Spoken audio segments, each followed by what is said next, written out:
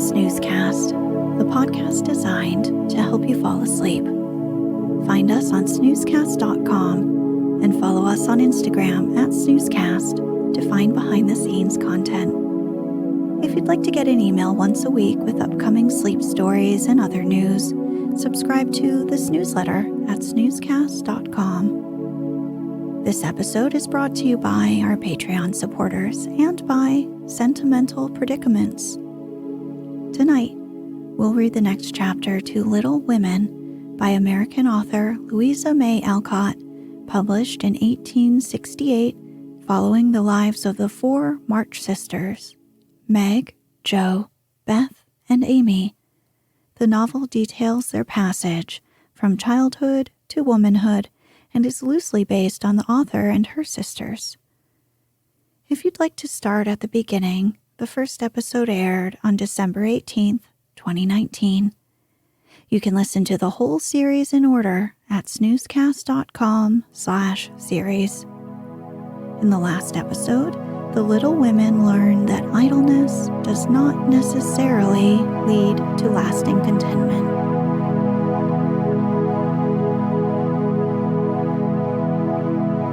Let's get cozy. Close your eyes.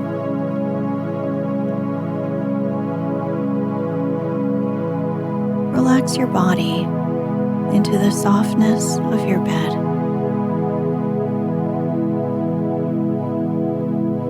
Now,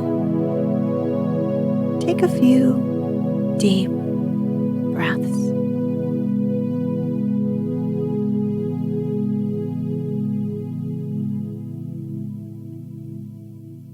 Chapter 12, Camp Laurence. Beth was postmistress, for, being most at home, she could attend to it regularly, and dearly liked the daily task of unlocking the little door and distributing the mail. One July day she came in with her hands full and went about the house, leaving letters and parcels like the penny post. "Here's your posy, Mother.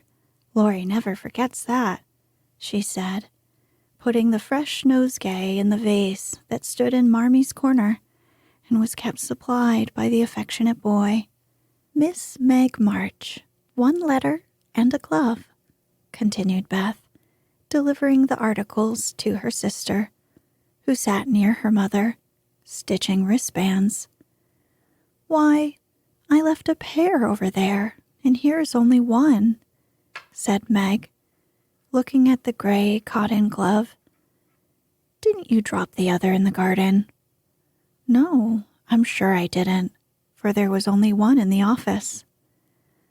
"I hate to have odd gloves. Never mind, the other may be found. My letter is only a translation of the German song I wanted. I think Mr. Brooke did it, for this isn't Laurie's handwriting." Mrs. March glanced at Meg, who was looking very pretty in her gingham morning gown, with the little curls blowing about her forehead, and very womanly, as she sat sewing at her little work table, full of tidy white rolls, so unconscious of the thought in her mother's mind as she sewed and sang, while her fingers flew and her thoughts were busied with girlish fancies as innocent and fresh as the pansies in her belt, that Mrs. March smiled and was satisfied. 2 letters for Dr. Joe, a book, and a funny old hat, which covered the whole post office and stuck outside, said Beth, laughing as she went into the study where Joe was writing. "What a sly fellow Laurie is. I said I wished bigger hats were in the fashion because I burn my face every hot day," he said. "Why mind the fashion? Wear a big hat. Be comfortable.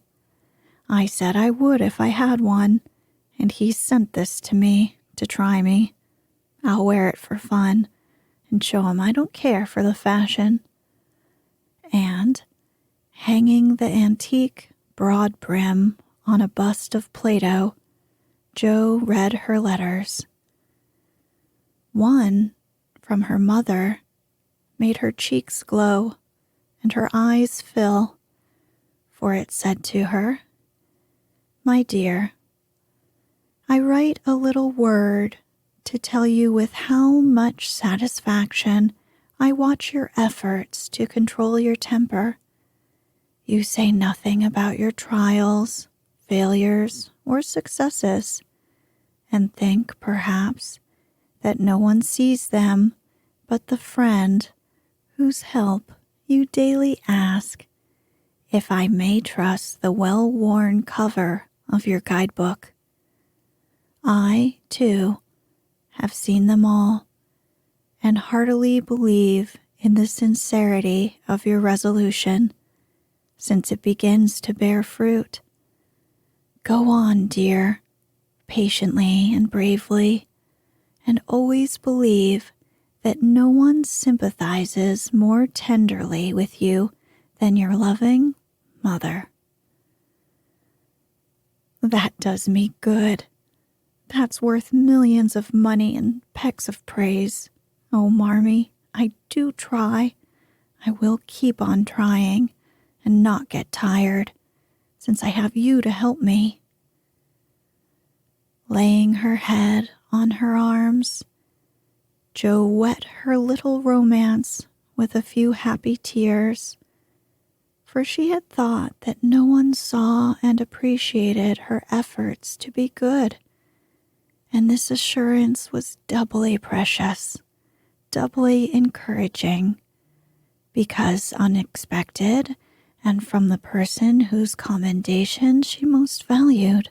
Feeling stronger than ever to meet and subdue her Apollyon, she pinned the note inside her frock as a shield and a reminder, lest she be taken unaware, and proceeded to open her other letter, quite ready for either good or bad news. In a big, dashing hand, Laurie wrote, "Dear Jo, what ho! Some English girls and boys are coming to see me tomorrow, and I want to have a jolly time. If it's fine, I'm going to pitch my tent in Longmeadow and row up the whole crew to lunch and croquet, have a fire, make messes, gypsy fashion, and all sorts of larks. They're nice people and like such things. Brooke will go to keep us boys steady, and Kate Vaughn will play propriety for the girls. I want you all to come. Can't let Beth off at any price, and nobody shall worry her. Don't bother about rations. I'll see to that and everything else. Only do come. There's a good fellow. In a tearing hurry, yours ever, Laurie." "Here's richness," cried Jo, flying in to tell the news to Meg. "Of course we can go, Mother. It'll be such a help to Laurie, for I can row, and Meg can see to lunch, and the children can be useful in some way. I hope the Vaughns are not fine grown-up people. Do you know anything about them, Jo?" asked Meg. "Only that there are 4 of them. Kate is older than you. Fred and Frank, twins, about my age, and a little girl, Grace, who is 9 or 10. Laurie knew them abroad and liked the boys. I fancied, from the way he primed up his mouth in speaking of her, that he didn't admire Kate much. I'm so glad my French print is clean. It's just the thing, and so becoming," observed Meg complacently. "Have you anything decent, Jo?" "Scarlet and gray boating suit, good enough for me. I shall row and tramp about, so I don't want any starch to think of. You'll come, Betty? If you won't let any boys talk to me. Not a boy. I like to please Laurie, and I'm not afraid of Mr. Brooke. He's so kind. But I don't want to play or sing or say anything. I'll work hard and not trouble anyone, and you'll take care of me, Joe, so I'll go. That's my good girl. You do try to fight off your shyness, and I love you for it. Fighting faults isn't easy, as I know, and a cheery word kind of gives a lift. Thank you, Mother. And Joe gave the thin cheek a grateful kiss, more precious to Mrs. March than if it had given back the rosy roundness of her youth. I had a box of chocolate drops and the picture I wanted to copy, said Amy, showing her mail. And I got a note from Mr. Laurence asking me to come over and play to him tonight before the lamps are lighted, and I shall go, added Beth, whose friendship with the old gentleman prospered finely. Now, let's fly round and do double duty today so that we can play tomorrow with free minds, said Joe, preparing to replace her pen with a broom. When the sun peeped into the girls' room early next morning to promise them a fine day, he saw a comical sight. Each had made such preparation for the fete as seemed necessary and proper.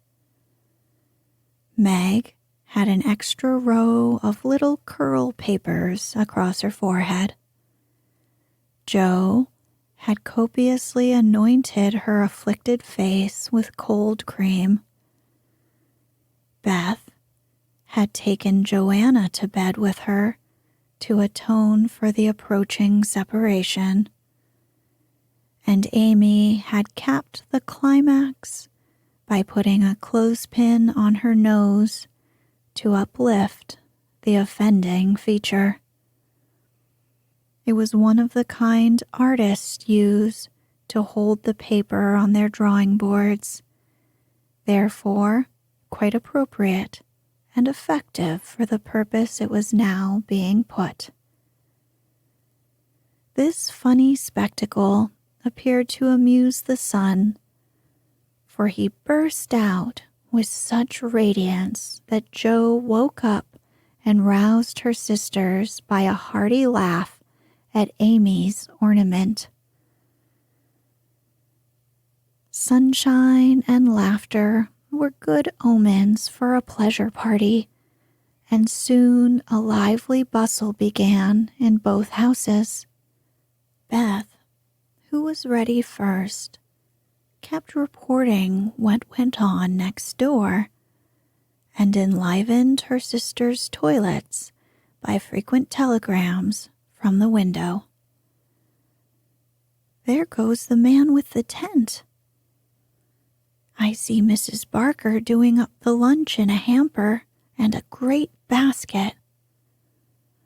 Now, Mr. Laurence is looking up at the sky and the weathercock. I wish he would go too. Oh, there's Laurie, looking like a sailor. Nice boy. Oh, mercy me. Here's a carriage full of people. A tall lady, a little girl, and two dreadful boys. One is lame, poor thing. He's got a crutch. Laurie didn't tell us that. Be quick, girls. It's getting late. Why, there's Ned Moffat, I do declare. Meg, isn't that the man who bowed to you one day when we were shopping? So it is. How strange that he should come. I thought he was at the mountains. Oh, there is Sally. I'm glad she got back in time. Am I all right, Joe? Cried Meg in a flutter. A regular daisy. Hold up your dress and put your hat on straight, It looks sentimental tipped that way and will fly off at the first puff. Now then, come on." "Oh, Joe, you're not going to wear that awful hat. It's too absurd. You shall not make a guy of yourself," remonstrated Meg, as Joe tied down with a red ribbon the broad-brimmed, old-fashioned leghorn Laurie had sent for a joke. "I just will, though, for it's capital, so shady, light, and big. It will make fun, and I don't mind being a guy if I'm comfortable." With that, Joe marched straight away, and the rest followed. A bright little band of sisters, all looking their best in summer suits, with happy faces under the jaunty hat brims. Laurie ran to meet and present them to his friends in the most cordial manner. The lawn was the reception room, and for several minutes a lively scene was enacted there. Meg was grateful to see that Miss Kate, though 20, was dressed with a simplicity which American girls would do well to imitate, and who was much flattered by Mr. Ned's assurances that he came especially to see her. Joe understood why Laurie primmed up his mouth when speaking of Kate, for that young lady had a stand-off, don't-touch-me air, which contrasted strongly with the free and easy demeanor of the other girls. Beth took an observation of the new boys and decided that the lame one was not dreadful, but gentle, and she would be kind to him on that account. Amy found Grace a well-mannered, merry little person, and after staring dumbly at one another for a few minutes, they suddenly became very good friends. Tents, lunch, and croquet utensils having been sent on beforehand, the party was soon embarked, and the two boats pushed off together, leaving Mr. Laurence waving his hat on the shore. Laurie and Joe rowed one boat, Mr. Brooke and Ned the other, while Fred Vaughn, the riotous twin, did his best to upset both by paddling about in a wherry like a disturbed water bug. Joe's funny hat deserved a vote of thanks, for it was of general utility. It broke the ice in the beginning by producing a laugh. It created quite a refreshing breeze, flapping to and fro as she rowed, and would make an excellent umbrella for the whole party if a shower came up, she said. Miss Kate decided that she was odd, but rather clever, and smiled upon her from afar. Meg, in the other boat, was delightfully situated, face to face with the rowers, who both admired the prospect and feathered their oars with uncommon skill and dexterity. Mr. Brooke was a grave, silent young man with handsome brown eyes and a pleasant voice. Meg liked his quiet manners and considered him a walking encyclopedia of useful knowledge. He never talked to her much, but he looked at her a great deal, and she felt sure that he did not regard her with aversion. Ned, being in college, of course, put on all the airs which freshmen think it's their bounden duty to assume. He was not very wise, but very good-natured, and altogether an excellent person to carry on a picnic. Sally Gardiner was absorbed in keeping her white dress clean and chattering with the ubiquitous Fred, who kept Beth in constant terror by his pranks. It was not far to Longmeadow, but the tent was pitched and the wickets down by the time they arrived. A pleasant green field with 3 wide-spreading oaks in the middle and a smooth strip of turf for croquet. "Welcome to Camp Laurence," said the young host as they landed with exclamations of delight. "Brooke is commander-in-chief. I am commissary general. The other fellows are staff officers, and you ladies are company. The tent is for your especial benefit, and that oak is your drawing room. This is the mess room, and the third is the camp kitchen. Now let's have a game before it gets hot, and then we'll see about dinner." Frank, Beth, Amy, and Grace sat down to watch the game played by the other 8. Mr. Brooke chose Meg, Kate, and Fred. Laurie took Sally, Joe, and Ned. The English played well, but the Americans played better and contested every inch of the ground as strongly as if the spirit of '76 inspired them. Joe and Fred had several skirmishes and once narrowly escaped high words. Joe was through the last wicket and had missed the stroke, which failure ruffled her a good deal. Fred was close behind her, and his turn came before hers. He gave a stroke, his ball hit the wicket, and stopped an inch on the wrong side.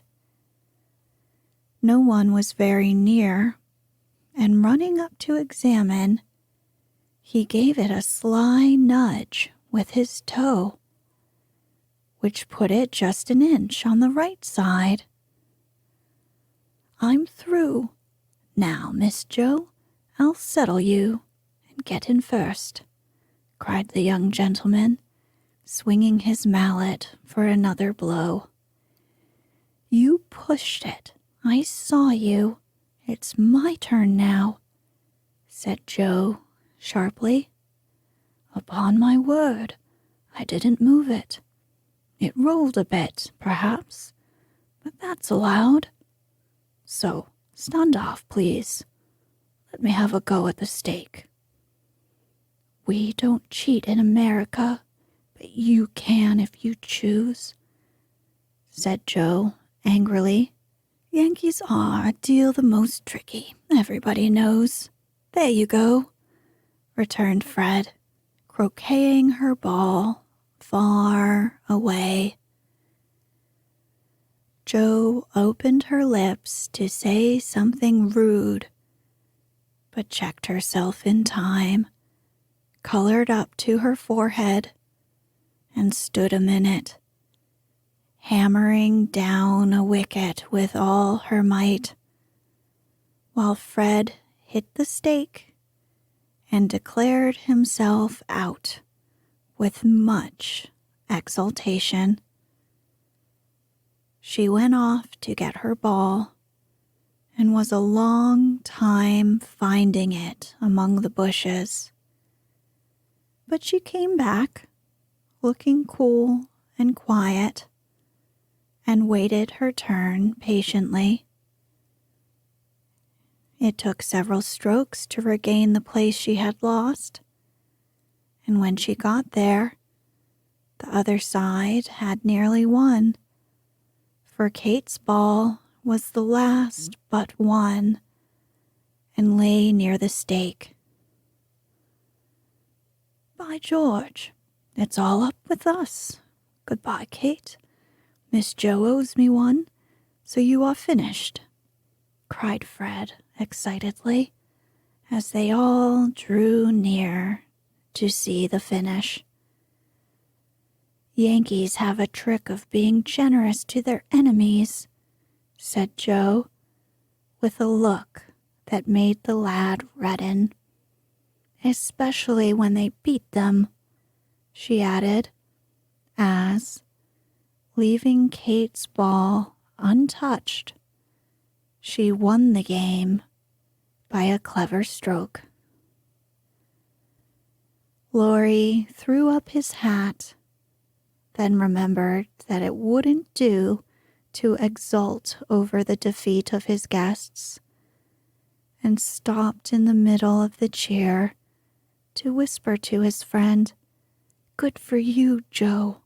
He did cheat, I saw him. We can't tell him so, but he won't do it again, take my word for it." Meg drew her aside, under pretense of pinning up a loose braid, and said approvingly, "It was dreadfully provoking, but you kept your temper, and I'm so glad, Joe. Don't praise me, Meg, for I could box his ears this minute. I should certainly have boiled over if I hadn't stayed among the nettles till I got my rage under control enough to hide my tongue. It's simmering now, so I hope he'll keep out of my way," returned Joe, biting her lips as she glowered at Fred from under her big hat. "Time for lunch," said Mr. Brooke, looking at his watch. "Commissary General, will you make the fire and get water while Miss March, Miss Sally, and I spread the table? Who can make good coffee?" "Joe can," said Meg, glad to recommend her sister.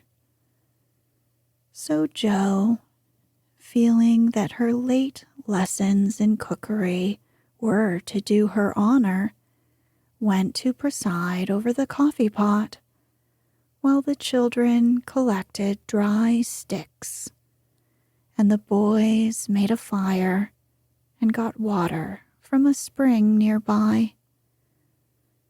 Miss Kate sketched, and Frank talked to Beth, who was making little mats of braided rushes to serve as plates. The commander-in-chief and his aides soon spread the tablecloth with an inviting array of eatables and drinkables, prettily decorated with green leaves. Joe announced that the coffee was ready, and everyone settled themselves to a hearty meal, for youth is seldom dyspeptic, and exercise develops wholesome appetites.